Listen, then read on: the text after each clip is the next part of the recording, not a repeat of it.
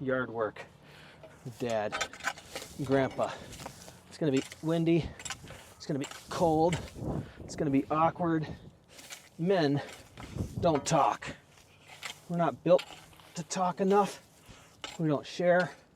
But when we're working, occasionally we let something slip out. And we do some thinking when we're in motion. You know, we're out here raking and shoveling and grinding and just in motion. And I don't know exactly who the audience is, but I know somebody in the next generation that's younger might eventually, maybe not this decade, maybe not next decade, but you're going to wish that there was a grandpa who cared. And I'm old enough to be a grandpa now. I'm no longer just even an uncle or a son or a sibling. I'm old. And old people, you know, we don't have the greatest of wisdom, but we do like to prevent other people from doing foolish things. We can at least tell you what not to do, what doesn't work. We might not be able to tell you exactly how to make it work for your life, but if you're in the business of pain prevention, crime prevention, problem prevention, you don't want to go to prison, you don't want to waste your life, you want to at least have some measure of success. Listening to old people is not a waste of time. And so it's pretty rare. I mean, old people are supposed to be designed by God to pass along their legacy. And very rare does the next generation listen with intensity. You know, I can reflect back on my own dear father and my grandpa and the wisdom that I should have gained and how I should have gone to work with them more often and listened more frequently. The times with my mom in the garden, digging out the roots and the weeds, hearing something, asking the right questions. I think a lot of conversations don't happen because curiosity dies. The children stop asking, they stop caring. They don't want to hear it. And that discourages the older generation, and now we don't share. We don't tell because nobody's listening. So why should we talk to ourselves?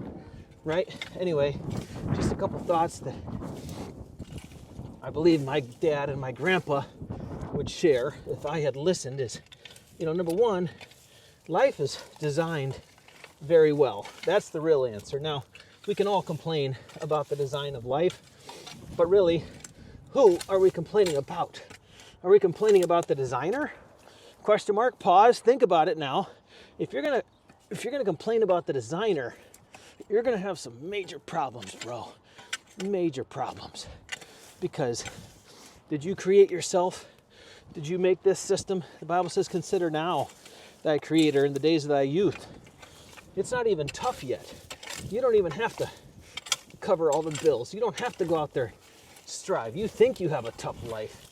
That's probably the essence of what the kids think that all the adults think.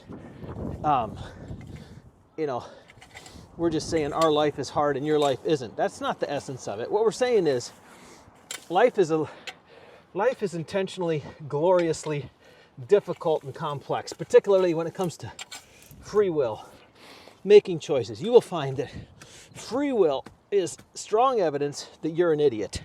Very strong evidence that you are a complete imbecile when it comes to handling life situations. And how you react to that knowledge, the sooner you can react to the fact that you don't have it figured out, you are not the king, the captain, the queen, you are not the ultimate anything. But the system is big, and the system is good, and the system is not out there to kill you or crush you or destroy you, but it will if you continue to think that you're the king of your own castle and your own determiner of your own future. Somehow you're special and you're better and you're different than the rules of the design of the creator. This world will chew you up, spit you out. I worked with a fellow named George. We worked with hard-headed men who had been in the streets, been down the road, they burned a bunch of bridges and relationships. They easy way to say is it was addiction recovery, but that's not the real answer. The real answer is they got confused. And they stopped saying thank you.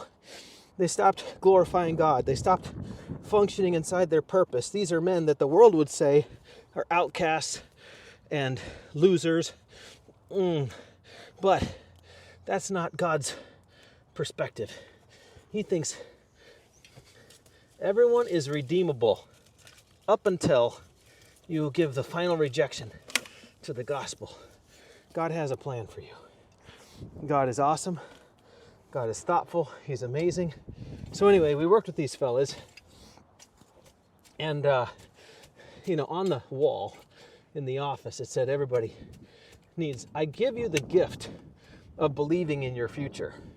Said it slightly differently. It was like everyone needs the gift of someone believing in them, especially when you stop believing in yourself, because I'm going to tell you that life is pretty awesome, and it's going to teach you some amazing lessons. The number one lesson that most people can't handle is instructions. Just think instructions are for idiots, and instructions are something I'm going to learn on my own. Hello, good neighbor. How you doing? I guess I'm going to chat with this neighbor. He's going to come over for a minute.